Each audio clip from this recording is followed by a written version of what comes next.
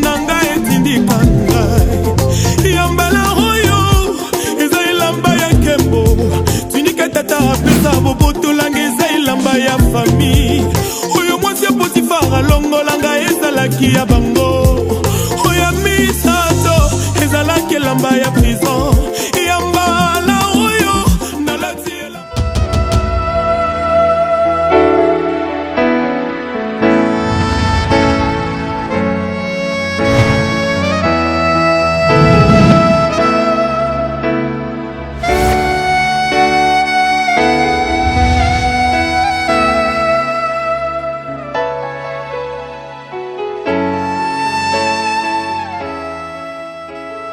Nous sommes vraiment très ravis de ce que l'Éternel fait avec vous et avec nous aussi. Bien-aimés, nous sommes vraiment reconnaissants. Nama conseillé nous, beaucoup plus nama ombié nous. Et nous savons que l'Éternel ne vous laissera jamais tomber dans les pièges de l'ennemi. Merci Wazazouetu, merci Wandugu, merci Wababa, merci sana Wandugu surtout. Nyie wazazi wa kiroho, nyie wa mama wetu na nyie wenyewe mnatuzidia ndani ya huduma. Leo tunakuja kwa kuendelesha mada yetu na leo tunasema Mungu anapenda aone mtu moja. Haleluya. Tulisema Mungu anatafuta mtu moja. Leo tunakuja kupitia nguvu wa Roho Mtakatifu, tunakuja tena kukwambia mada yetu ya leo ni Mungu anapenda aone mtu moja. Na kabla tunatafuta soma Biblia, wewe njo Mungu iko na besoin aone, ni wewe njo Mungu iko na besoin aone. Mungu amekusikia sana, Mungu anapenda akuone. Haleluya. Mungu atafute tu sauti yako, Mungu anapenda akuone ana kwa ana. Na kabla tunatafuta soma, acha tuombe Mungu na tusikie roho ya Bwana inasema nini. Alléluia. Éternel, le Dieu d'amour, le Dieu compatissant, le Dieu miséricordieux pour nous les misères. Éternel, nous te laissons, Seigneur, mon Dieu, mon roi, ces temps. Toi qui es le maître des temps, nous voici devant nos parents, devant ton peuple éternel. Parle à travers, Seigneur, nous. Parle à travers, Seigneur, ces temps. En fait que ce que tu cherches, éternel, qu'il soit capable d'être visible devant tes yeux.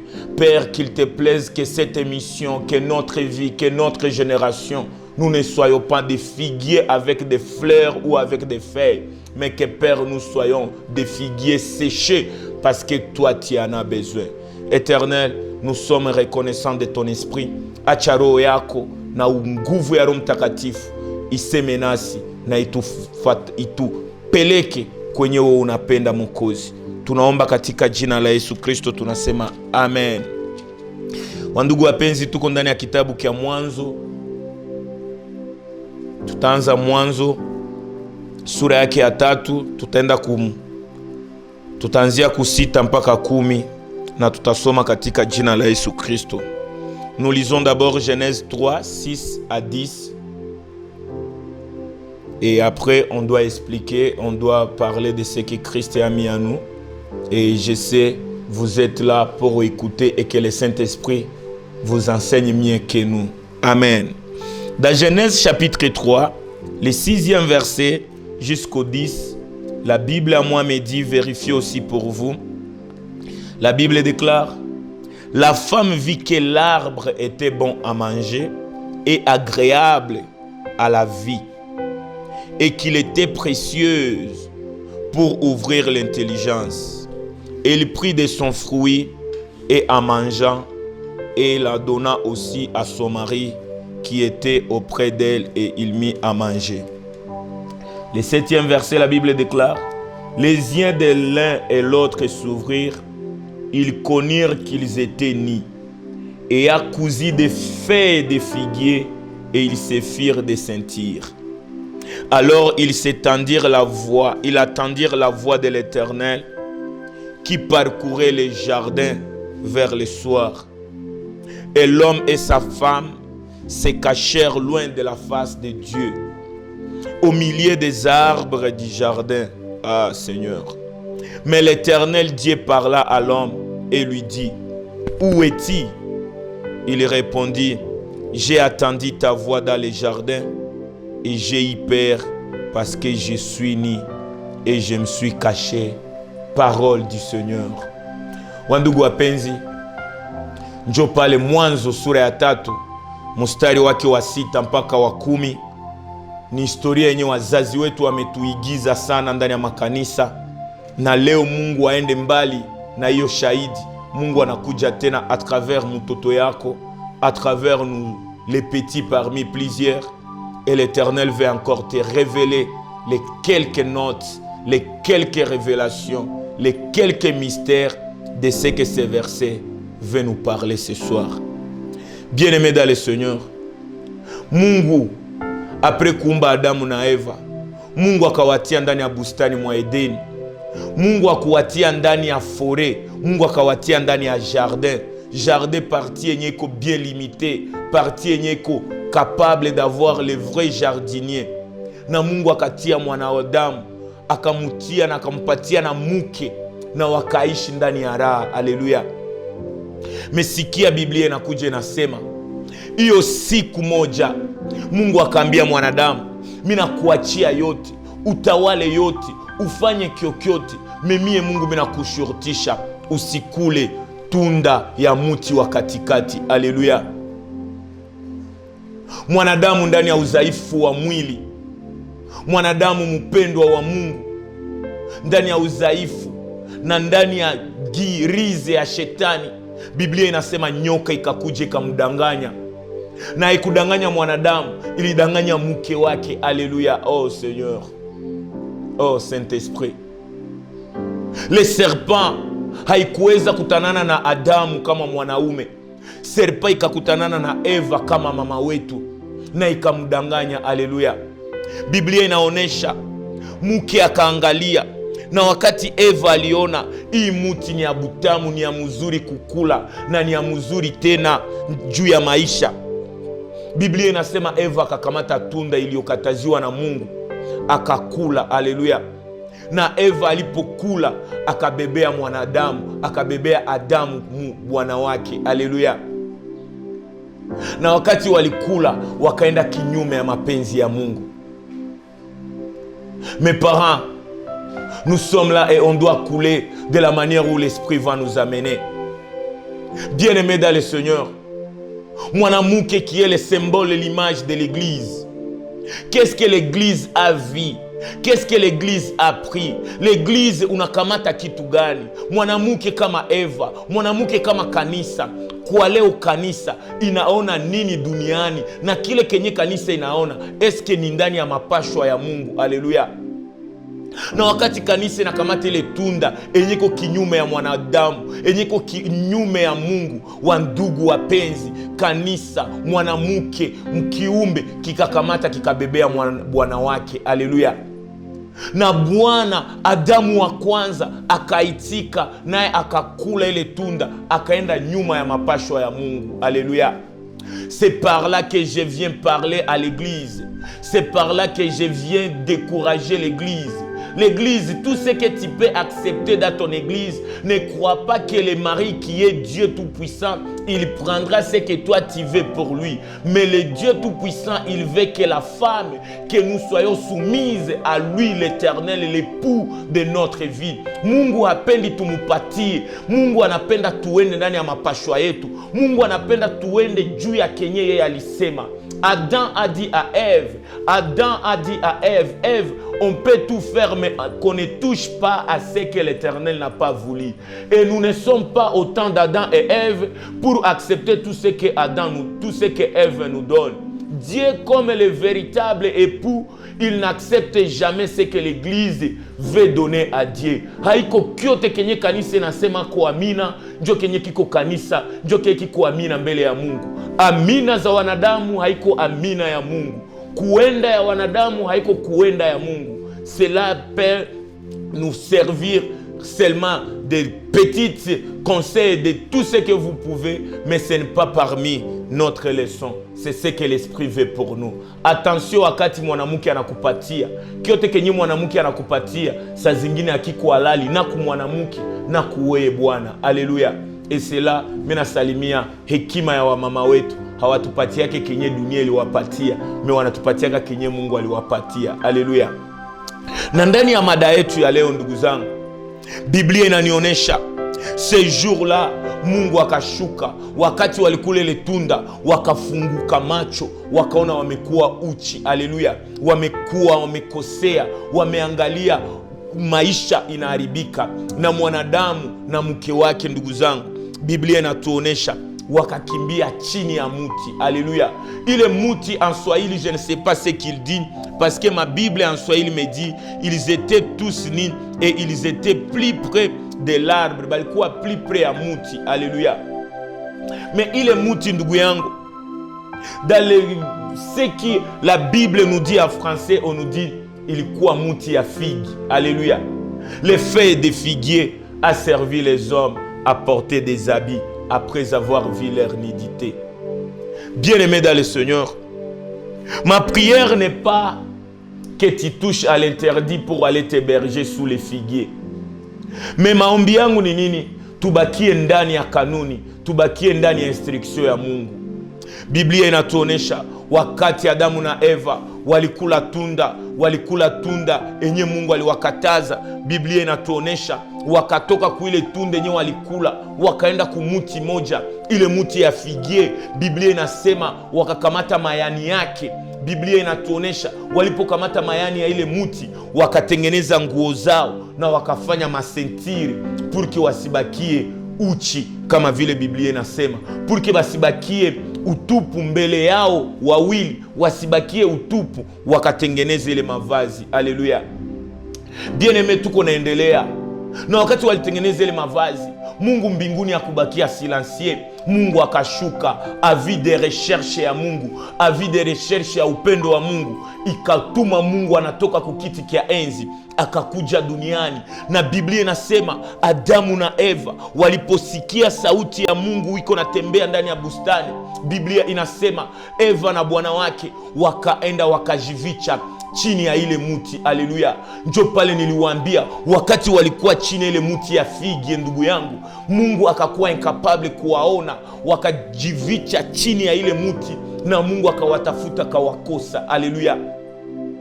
Na wakati Mungu aliwatafuta kawakosa, Mungu akasema hata kama mimi nawakosa, acha niwatafutishe. Mungu akuchoka, Mungu akaendelea kuwatafuta. Na wakati aliwatafuta kawaita, mwisho ya kujivicha ni kujivichua. Adamu akapata ile courage, akajitoa mbele ya Mungu. Haleluya. Na ndio kwenye mada yetu iko. Wakati Mungu anasema uko wapi, ndugu yangu, haiko tu kusikia sauti yake. Mungu anapenda uonekane mbele ya macho yake. Ndugu yangu, uko wapi? Mungu anapenda akuone. Dada yangu, uko wapi? Mungu anapenda akuone. Kabla unasikia hii emission, usijilimite kusikia, upate wakati ya kujitoa mbele ya Mungu, ujioneshe mbele ya macho yake. Wengi kanisani, wengi ndani ya generation yetu, wengi chini ya dunia, tunasikia uwito wa Mungu, tunasikia sauti ya Mungu, tunaitiwa na Mungu. Kabla tunaitiwa na Mungu, tunaitika kweli, hatujioneshe mbele ya Mungu. Haleluya. Mada yetu inatuonesha Mungu anatafuta akuone. Mungu amekuita kweli, umesikia sauti yake. Mwanadamu alienda jivicha wakati alisikia sauti yake, kama vile we ulijivicha uwito wa ubiri, kama vile we ulijivicha uwito ya kujitoa kwa Mungu, kama vile wengi wamejivicha kwenye zambi, kama vile wengi wamejivicha kwa explication, kama wengi wamejivicha juu ya kazi. Mungu anakuita, usibakie kumusikia tu. Mungu anapenda akuone. Alléluia. Mais bien aimé dans le Seigneur, permettez-le tuseme ile muti enye mwanadamu alienda jivicha ako. L'arbre de figue, bien aimé.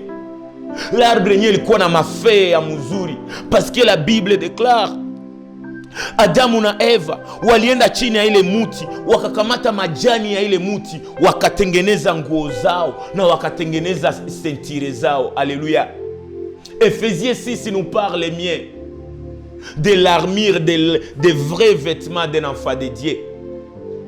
Ma génération, tunaenda chini ya muti ya figi. Ile muti ya figi ina matawi mazuri. Ile muti ya figi ina matawi ya bien, na chini ya ile muti kuna hewa nzuri. Na chini ya ile muti, ukakuwa chini ya ile muti, Mungu iko incapable kukuona. Haleluya. Ni muti yenye na kuservire na matawi yake. Ni muti yenye na kuservire na mayani yake. Na mayani yake inaweza kuwa suluhisho, inaweza kuwa solution kuwenye wewe uko unajitafutia, inaweza kuwa solution ku nguo zenye hauna. Haleluya. Ile muti inamaanisha nini?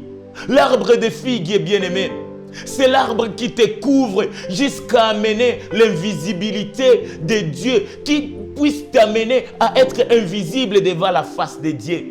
Mungu ndani ya bustani wa Edeni anatafuta mwanadamu, anamkosa. Me mwanadamu, Adamu na Eva, biko chini ya muti ya figi, muti yenye kuna matawi ya mzuri, muti yenye kuna klima ya mzuri. Me buzuri ya ile muti haiko buzuri ya mwenyeko chini ya ile muti mbele ya Mungu. Uzuri wetu ni kukuonesha mbele ya Mungu. Me muti yote yenye inaweza kuwa mzuri mu maisha yako, me yenye na kuvicha, yenye na kubeba mbali ya uso ya Mungu, haiko mzuri. Haleluya.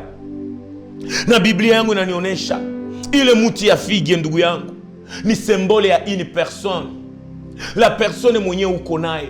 Ile muti ya figi ni symbole ya kanisa moja. Ile muti ya figi ni symbole ya masomo yako. Ile muti ya figi ni symbole ya relation yako. Ile muti ya figi ni symbole ya inchi, ya quartier, quelle que soit position yote. Uko chini ya muti gani? Haleluya. Muti ya figi inakuvicha, inakusaidia, inakuepusha, inakuvicha mbele ya macho ya Mungu. Unajisikia mzuri, me ndugu yangu, nyuma ile mzuri Mungu iko na kutafuta na nakuhitaji akuone. Alléluia. Sous les figuiers, bien-aimés dans le Seigneur, ni relation yote yenye za kubeba mbali ya Mungu. Sous les figuiers, c'est l'église qui peut, bien-aimé, te mettre à l'aise, qui peut te prêcher ce que tu veux. C'est l'émission que tu peux écouter autant que tu veux. Mais c'est bien-aimé dans le Seigneur, haiko enye Mungu anapenda kuwei. Muti ya figi ni mutu mwenye ko pembeni yako, anakusaidia kukubeba mbali na Mungu, anakusaidia ikinyume ya mapenzi ya Mungu. Muti ya figi ni kanisa enye haikusaidie kuonekana na Mungu. Muti ya figi ni wazazi wenye wanaweza kuwa wanakuzidia, wanaweza kuwa wanakusaidia, wanaweza kuwa wanakupatia, me wakati wanakupatia wangali na kubeba kinyume ya Mungu. Alléluia. L'église de ma génération, est-ce que nous sommes des arbres, les arbres de figuier, l'arbre qui cache l'homme devant la face de Dieu?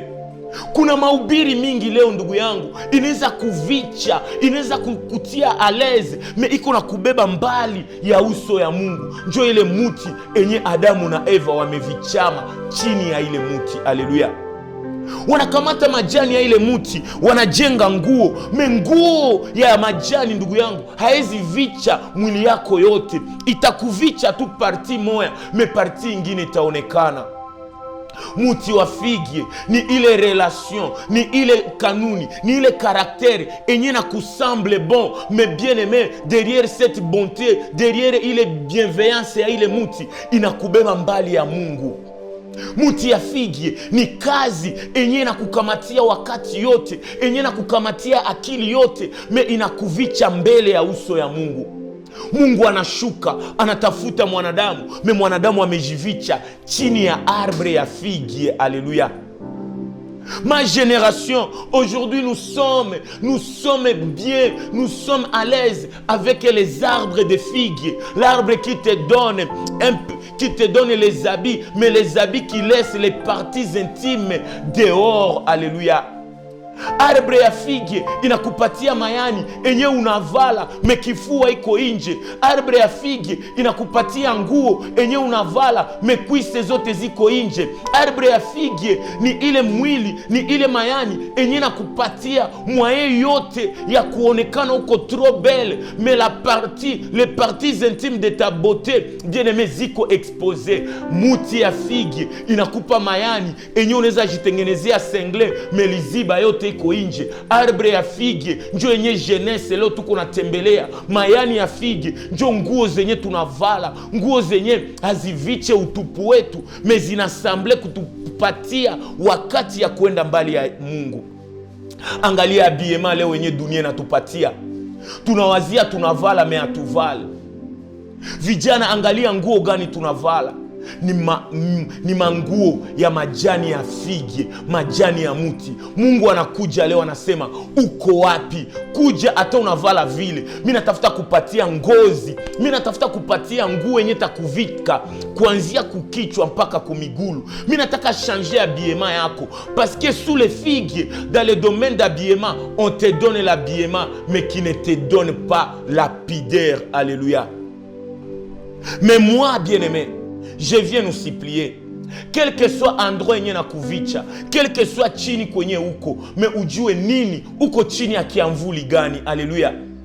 Muti wa figi peut-être ni magonjwa, muti ya figi ni karaktere enye uko na wazia inakurendre fort, mais bien aimé iko na kubeba faible devant la face de Dieu. Muti ya figi ni karaktere enye uko sous l'ombrage ya colère, ya haine, ya chuki, ya wizi, ya kukosewa. Unajipatia wewe peke solution ya kubakia mbali ya Mungu. Mungu akashuka kaambia mwanadamu, uko wapi? Mwanadamu akasema, nimesikia sauti yako, mimi najivicha chini ya hii muti. Hii muti imenipatia nguo, na kenye mimi napenda Mungu wa mbinguni, wakati unasikia sauti yake, unakuja mbele yake, hata kama anaona umevala vazi ya uchafu kama ya Yoshua, vazi ya uchafu, vazi ya majani, Mungu hata kuacha buchi, atakuvalisha ngozi ya mwana kondoo wa Mungu. Ndio maana mimi nakuita ndugu yangu, attention bien-aimé, tukue makini. Actuellement, les feuilles de figues sont fréquentes. Les prières de figues, les prédications de figues sont dans notre génération. Combien de fois mama, uko ndani ya kanisa, unasikia sauti ya Mungu, me uko ndani ya ile kanisa, me depuis uko ndani ya ile kanisa, depuis uko ndani ya ile nyumba, depuis uko ndani ya ile quartier, depuis uko ndani ya ile kazi, unasikia sauti ya Mungu, me hauonane na Mungu. Mungu wakuone eko. C'est le temps bien-aimé ufungule akili. Unaweza kuwa ndani ya kanisa figi, uko ndani ya kanisa, unajene, unatolea, unapana yote, wakati yako, azabu zako, me ukaangalia maisha yako, iko nende kona zorota du jour au jour. Bien-aimé, je ne viens pas condamner cette église, mais je viens te dire, ujue uko ndani ya kanisa, enye ni muti ya figi, inakubeba mbali ya uso ya Mungu. Alléluia. Combien de fois unaombaka? Combien de fois ushaka tolea na vitu vya munyumba? Combien de fois unalalaka kukanisa? Combien de fois uko nalalamika jina la Mungu? Combien de fois biko na kuhubiri neno? Me angalia maisha yako, bona huruma ya Mungu haionekane. Leo unaanza jiuliza, bona Mungu anitendee mie? Bona Mungu aone probleme yangu? Bien-aimé dans le Seigneur, tufungule macho. Biblia inasema tuna macho lakini hatuoni, tuna masikio lakini hatusikie. Me leo Mungu afungule masikio yako ya kiroho. Ile muti yenye Adamu na Eva walijivicha chini, waliweza kusikia sauti ya Mungu, me hawakuweza kuonekana mbele ya uso ya Mungu. Sikia leo Mungu anakuita na kuambia, popote kwenye unaweza kuwa umefanya miaka, unaweza kuwa umefanya masiku na masiku, umetolea franga, umetolea vyote, umetolea hata yako kia maana, umetolea hata izake wako. Mais bien-aimé dans le Seigneur, kama unaona probleme yako ingali na andire, jua uko chini ya muti mubaya. Mungu amekusikia, wewe umemusikia, me hauonekani. Na leo Mungu anapenda akuje akuambie, niko na haja nikuone. Toka chini ya ile muti, kuja kwenye mie Mungu niko. Kanisa takatifu, maisha ya wanadamu ni kuibeba mbele ya Mungu. Maombi, mahubiri yote enye itaweza kukubeba, kukuonekanisha mbele ya Mungu, ndugu yangu, jua itaende kuna kutatiza. Haleluya. Kumbuka Yuda Iskariote alipotolea Mungu, aliporudia kanisani, alilomba huruma, akarudisha hata pesa waliomupa. Me watu walishindwa kumuhurumia, paski ilikuwa kanisa figi, inakuvicha mbele ya uso ya Mungu. Me wakati Petro alikana Yesu mara 3, alipoona uso ya Mungu, Yesu akamwonea huruma, na Petro leo alikuwa mhubiri mwema, alipona, hakujiua, paske aliona uso ya mwenye huruma. Mama yangu, baba yangu, watoto yako unatolea kanisani, kazi yako inaendelea kukupatia pesa, unazitolea kanisani, juu watoto wabadilike, juu maisha yako ibadilike.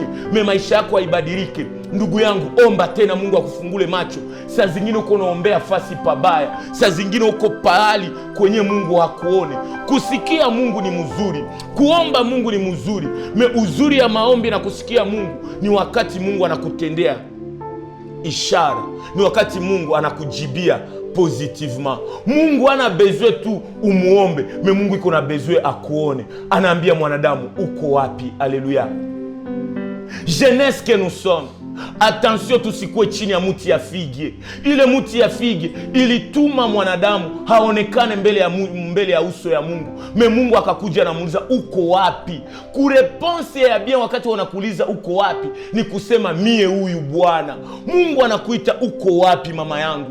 Umetolea vyote, melo utole maisha yako. Umetolea dhahabu, me Mungu iko na besoin akuone we, quel que soit gisi uko. Ma génération, peut-être ta vie est sous les figues. Les figues, c'est le péché. Les figues, c'est l'endroit où le péché te semble être bien justifié. Les figues, c'est là où on te dit tu es jolie, tu es sexy, mais derrière la sexualité, il y a le diable. Les amis figues, c'est les amis qui ne te corrigent pas. C'est les amis qui te cachent la vérité. C'est les amis qui te donnent les réalités alors que tu as besoin de la vérité, bien-aimé. Adam et Ève, après la désobéissance, ils se sont cachés sous l'arbre de figues. Et l'arbre de figues a amené Dieu à être incapable de les voir, bien-aimés. Mungu anatoka mbinguni, anakuja kuna kutafuta. Umejivicha wapi? Leo ujivichue ndugu yangu. Mama yangu, umejivicha wapi? Sikwambia uniambie umejivicha kanisani. Ni vema kukuwa na kanisa, meni uzuri tena kukuwa na kanisa yenye na kubeba directement mbele ya uso ya Mungu. Hatuna besoin watu waone mabaya yetu tunatubakie mu mabaya. Tuko na besoin ya watu wataona mabaya yetu na watu expose mbele ya uso ya Mungu. Alléluia. Et si les gens ne te donnent pas la grâce de t'exposer devant Dieu, expose-toi, bien-aimé dans le Seigneur. Le péché peut t'amener hors de Dieu. Wakati unaenda chini ya mti wa figi, Mungu hata kuona. Na wakati Mungu hata kuona, ndugu yangu, zambi inaendelea kubakia. Le péché couche à ta porte. Alléluia. Et ce soir, bien-aimé dans le Seigneur, laisse-moi nous donner ce dont l'Éternel nous a promis pour l'émission précédente. Mon frère, ma soeur, partant ya ile mada, partant na hii kitabu ya Mwanzo, muti ya figi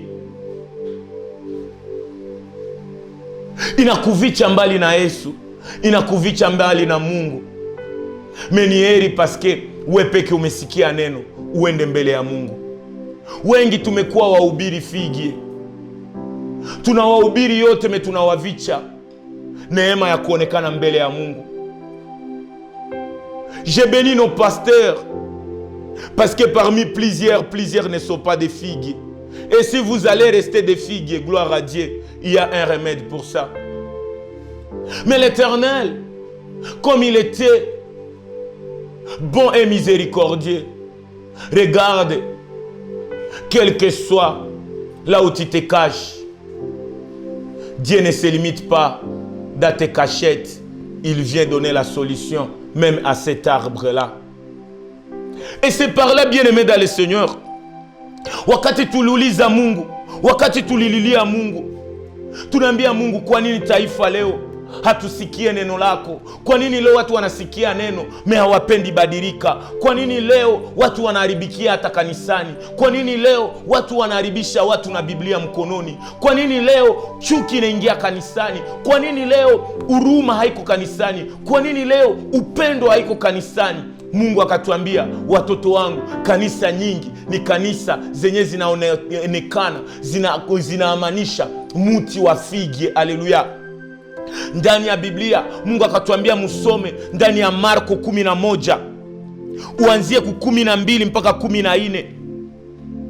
Bien-aimé dans le Seigneur, Jésus Christ, comme il était la solution de l'humanité, Jésus Christ, comme il était l'envoyé de Dieu, mutumwa wa Mungu ni Jésus Christ, le missionnaire de Dieu. Jésus étant le missionnaire de son Père, alikuya chini ya dunia.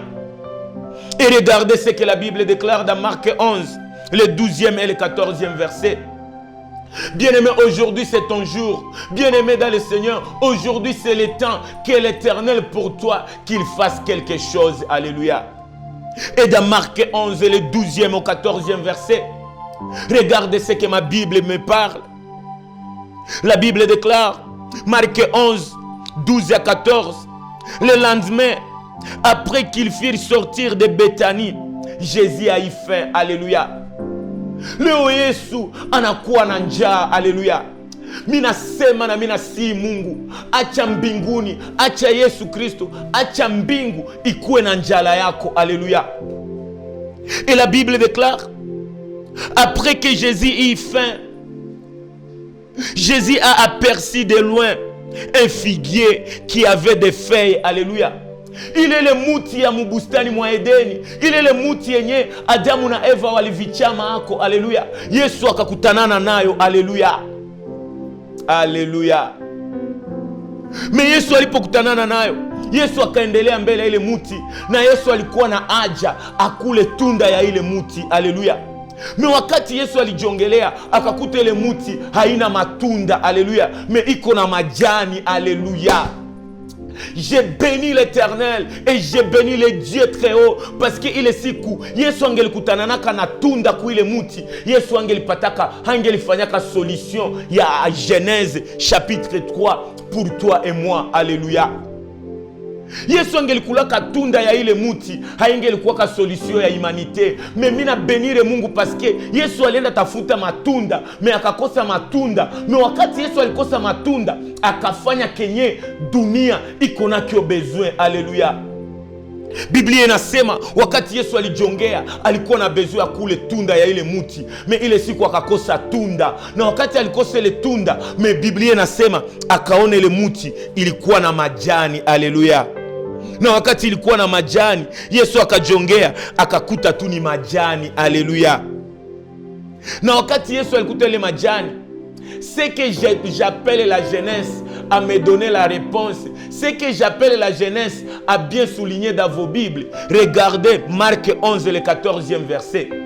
Wakati alifika kwa ile muti, Biblia inasema Yesu akakosa tunda. Mais ce que je me demande, et c'est la réponse que le Saint-Esprit m'a donnée, écoutez bien aimé, c'est une révélation. Biblia inasema Jésus prenant la parole. Jésus prenant alors la parole. Yesu akakamata parole. Mais Yesu ulikamata parole, nani njo alikuwa nasema avant Yesu aseme? Jésus prenant la parole. Jésus, tu as pris la parole après qui? Pourquoi la Bible ne nous dit pas Jésus arriva et Jésus parla, mais Jésus prenant la parole? Bien aimé, wakati Yesu alichukua parole, manake parole ilikuwa natoka kwa mtu mwingine. Mumarenyo banasemaka huyu anasema kisha na onjo utakamata parole. Mais nani njo alikuwa anasema pale? Kama uko d'accord ke Yesu aliambiaka muti, acha nikwambie na muti no iliambiaka Yesu maneno enye mie na wewe natafuta kufunulia. Alléluia. Wakati Yesu anafika, banasema Yesu akachukua neno. Mais alichukua neno après nani? Alichukua neno après muti kumwambia. Muti iliambia Yesu nini? Le mystère, la révélation de l'arbre ou des feuilles de figue. Baba yangu, mina shuka chini ya neema yako. Mais bien aimé, écoute. Yesu alipofika pembeni ya muti, akaona majani. Yesu alikuwa anaenda tafuta matunda, mais akakosa matunda, akaona majani. Na wakati aliona majani, kulipita maneno enye bwana yake ya Ana alisikiaka, meme si Ana amwambie, me bwana yake ya Ana alikuwa capable kusikia kenye Ana iko nasema mukiro. Même quand l'arbre n'a pas de bouche, mais quand même l'arbre peut parler à son créateur. Si l'arbre a des oreilles, je te dis l'arbre aussi a la bouche pour parler. Ile muti ya figi kambia Yesu, unataka kuya kula tunda kumie, unasahau kama uko Adamu wa mwisho. Adamu wa kwanza aliendaka kula tunda mubustani mwa Edeni, na ile tunda unajua matatizo. Na mie muti nikavicha wale wenye balikulaka ile tunda, nikawapatia majani yangu bakavala nguo. Unasahau kama baba yako wa mbinguni alikiaka kabatosha ile manguo yenye nilivala. Mie nilitafutaka kuwa solution kwa wale watu, me solution yenye mie muti mineza kupatia we mwenye uko muimage na uko ressemblance ya Mungu, haiko halali kubaba mwenye alituumba mie na weye, na unanishinda mie muti valer. Sasa weye Yesu hauko Adamu wa kwanza, uko Adamu wa mupya, uko Adamu wa mwisho. Kwa nini unapenda mie muti ni kuservire? Kwa nini nyie wanadamu munapenda? Kwa nini nyie viumbe? Kwa nini nyie ba fils de Dieu munapenda ke sie nature, sie ulimwengu tubapatie solution? Muti ikaensenye Yesu, ikamkumbusha agano la kale, ikamwambia mie njo ile muti enye nilivalishaka watu manguo. Njo Yesu akakamata neno akasema, et il lui dit que jamais personne ne mange de ton fruit. Biblia na wazazi wanatuambia Mungu Yesu akalaani ile muti. Yesu ulilaani ile muti ndio. Kwa nini Biblia inatuonesha na wazazi wanatufundisha apre Yesu kuambia ile muti na kulaani ile muti, kwa nini matunda haikuonekanaka tu? Biblia inasema ile muti ikakauka. Muti yenye ilikuwa na matunda, muti yenye ilikuwa na matunda kwanza. Ile muti yenye Yesu alilaani ndani ya kitabu ya Marko, Biblia inasema ile muti ilikuwa tu na mayani, na mayani kakauka. Haleluya. Mais wakati mayani inakauka, quelle est la révélation pour que mayani kauke? C'est parce que ile muti ilijua nilivichaka watu muagano la kale, nikawavicha chini yangu na Mungu akuwaona. Leo we Mungu mwenye unakuja en personne unaniambia nikauke, mie muti ndabakia niko na shimama, mayani yangu itakauka. Oro muti yenye nakausha mayani haina tena kiamvuli. Alléluia. L'arbre qui a caché Adam et Ève, a caché les hommes, a caché l'humanité sous sa couverture pour que Mungu asibaone. Mais la même arbre, lisez la parole de Dieu, vérifiez dans Marc 11 bien aimé, la révélation en est que l'arbre de figues dans l'ancienne, dans l'ancienne alliance bien aimée, a caché l'homme devant la face de Dieu. Mais la même arbre, quand il parle à Dieu, quand il parle à Jésus-Christ, il révèle le mystère des jardins d'Éden. Il révèle le mystère, l'incompatibilité, l'insuffisance. Il révèle que moi, je n'attends pas vous servir, vous les personnes de Dieu, mais je veux que vous puissiez me donner l'accès d'être séché pour que Mungu awaone. Alléluia. Ile muti ilikuwa najua nikabakiaka mpaka mwisho ya dunia na ningali na hii matawi.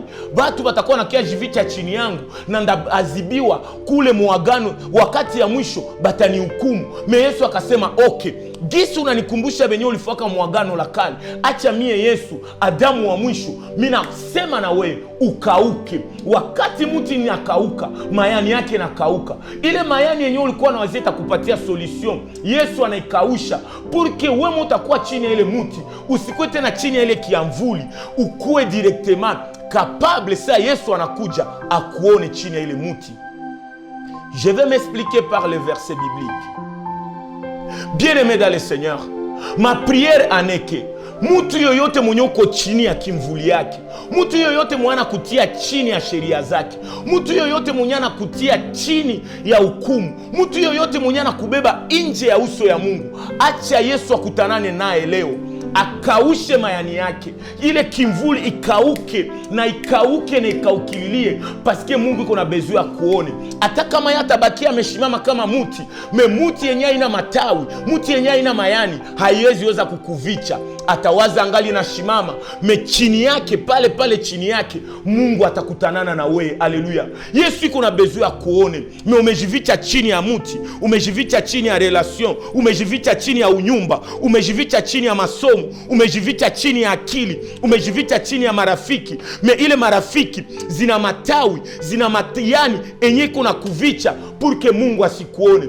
Yesu anakuja mbele ile muti anasema, tangu leo mtu yoyote mwenye anafanya kiamvuli chini yako, yulu yako, pour que mimi nisikuone, acha majani yake kauke.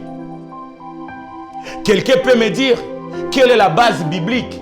Je te dis oui, je te donnerai des bases bibliques. Mais ce qui est valable, ce n'est pas des bases bibliques, mais c'est les bases de l'esprit. Parce que la Bible, c'est la composition des lettres. Mais j'aime la Bible parce que derrière les lettres, il y a l'esprit qui vivifie.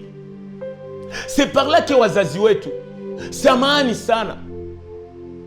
Kumbuka Yesu analani muti enye haina matunda. Me wanatuambia wakati wa mitume wanapita pale, wanakuta ile muti imekauka.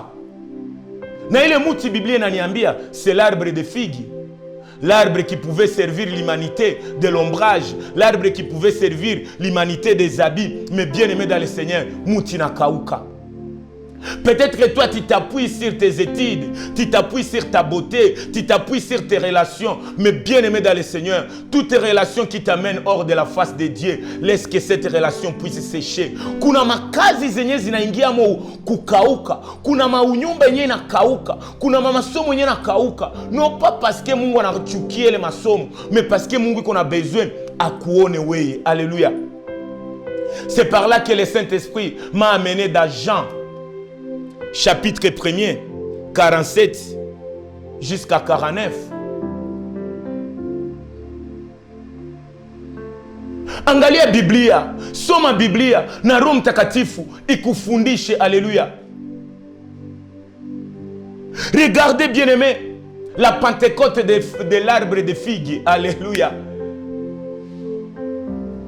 La Bible déclare dans Jean chapitre 1er, 47 et 48. Je vais paraphraser contre faute du temps, bien-aimé. Ma Bible à moi me dit, Jésus voyant venir à lui Nathanaël et lui dit, voici vraiment un Israélite dans lequel il n'a point de fraude. Siku moja Yesu Kristo akaona Nathanael kuna mkuia, akamujua na akasema maneno juu ya Nathanael. Mais Nathanael akamuuliza, Masia, unanijua wapi? Ma génération, lisons la Bible, recherchons la révélation, soyons des esprits. Avoir la puissance c'est bon, avoir les remas c'est bon, mais la connaissance de la parole, la Bible déclare, mon peuple périt faute de connaissance, pas faute de miracles. Cherchons la connaissance via le Saint-Esprit. La Bible déclare, Jésus a vu Nathanael. Nathanael akambia Yesu, ulinijua wapi? Mesikia kwenye niko nakwambia. Yesu akasema, Nathanael. Jésus lui répondit, avant que Philippe akuite, wakati ulikuwa chini ya muti wa figi, mie nilikuona. Alléluia. Mada yetu inasema Mungu iko na besoin ya kuone, me unajificha chini ya muti gani? Mungu iko na besoin kanisa zituoneshe mbele ya muti. Angalia ile muti après Yesu kuikausha, Nathanael akaenda chini ya ile muti. Yesu anasema avant que Philippe akuita, mimi nilikuona chini ya ile muti. Alléluia. Mais Yesu Kristo, ile muti, wakati Adamu na Eva walifanya dhambi, walijificha chini ya ile muti. Mais Mungu mbinguni akubaona. Pourquoi wewe Yesu unabaona? Pourquoi wewe Yesu unaona Nathanael chini ya ile muti? Yesu akasema, munasahau kama ile muti nilikutana nao na nikailaani, na wakati nililaani mayani yake kakauka. Porque mtu yoyote mwatenda chini ya ile muti, mie ndakuwa na muona. Alléluia. Muti yenye livicha macho ya Mungu kuona Adamu na Eva. Wakati tuko muagano jipya, Yesu Kristo anasema, ingawa popote utajivicha, muti yote nyote ndaikala chini yake. Kama Nathanael alionekana, mie sina tena wakati ya kukutafuta tu, niko na wakati ya kukuona. Paske chini ya ile muti wewe unawazia kuna matawi, me matawi imekauka, mie ndakuona Nathanael. Alléluia. Nathanael chini ya muti, Yesu anasema nilikuona hata ulikuwa mbali na mie. Alléluia. C'est ma prière pour clôturer. Tuko na besoin ya makanisa figue, me figue zenye zimekauka, figue zenye hazina matawi, figue zenye hazina majani. Paske majani mingi kama vile sheria, hukumu, watu wa kanisa munatuvicha chini ya mabawa zenu. Me tunaomba Mungu akaushe zile mabawa, atuone ingawa mmetutia wapi. Alléluia. Je déclare et j'annonce, bien-aimé, quel que soit là où on peut cacher ta vie, je te dis, comme le Saint-Esprit, il est le feu dévorant. Laisse que le Saint-Esprit consume toute personne, tout aigle, tout corbeau qui te cache sous ses ailes, et qu'il soit consumé par le feu, afin que tout lieu que tu seras, que l'Éternel te repère. Atuko wakati ya Jacob kwenda kutafuta Yesu Penuel seulement, kwenda tafuta Yesu Penuel, si tunajua popote tutakuwa, macho ya Bwana tatuona. Wakuviche mugiza, Yesu atakuona. Wakuviche mbali na Yesu, Yesu atakuona. Paske kanisa zetu za leo ni kanisa zenye hazina matawi. Matawi imekauka paske Roho Mtakatifu inatukausha. Haleluya. Je veux que wakati unaenda kanisani, kanisa kama muti enye natupatia kiamvuli, mais bien aimé dans le Seigneur, acha zile kanisa zisikuwe na matawi, zisikuwe na sheria, mais zikuwe na Roho Mtakatifu, parce que tunapenda mtu mwana ingia kanisani aonekane mbele ya macho ya Mungu. Kanisa ni fasi kwenye inakupermettre, c'est le porte qui t'amène devant ta face. Biblia inasema, njoni kwangu, muniletee ile mizigo, na katala watu wakusaidie mizigo yako. Acha muzigo yako, muzigo ya watoto wako, muzigo ya ujana wako, muzigo meme zambi zako, tuzibebee Mungu, tusibebee wanadamu. Wanadamu wakasikamata muzigo wako watachoka. Acha nikwambie, kuna mtu mwenye alikamata msalaba wa Yesu, me alichoka. Anaweza kusaidia kubeba msalaba, mewezi kusaidia kukufa kwa ile msalaba. Leo hii tunapenda watu watusaidie, wandugu wapenzi. Mwanadamu anachokaka tu. J'aime ma génération, j'aime mes amis qui sont des figues, oui, mais des figues qui sont séchées par la vérité, qui sont consumées par le Saint-Esprit. Quand je fais le mal, il me corrige. Quand je tombe, il me relève. Quand je suis fatigué, il m'encourage. Non pas pour rester stagnante, mais pour aller devant la face de Dieu. Mungu, ça, alléluia. Mungu, permettre ujana wetu tukue mafigi mezenye hazina matawi, tukue mafigi zenye zitakupermettre uone batu yote biko pembeni yetu, pour que wenjo solution. Philippe ne pouvait pas être la solution à Nathanaël. La vraie solution de Nathanaël, c'était l'appel de Jésus-Christ, c'était la face de Jésus-Christ. Acha watu wasikujue, me watu wenye wakujue, wakubebe mbele ya Mungu mwenye anakujua. Alléluia. L'arbre de figuier, Nathanaël abritait sous l'arbre de figuier, mais Jésus pouvait le voir. Mais Adam et Ève, sous l'arbre de figuier, Dieu était incapable de le voir. Mais je te dis, ce que les anciens ne pouvaient pas te faire, avec Jésus, il sèche, il amène la sécheresse, il amène que les feuilles de quelques-uns puissent sécher.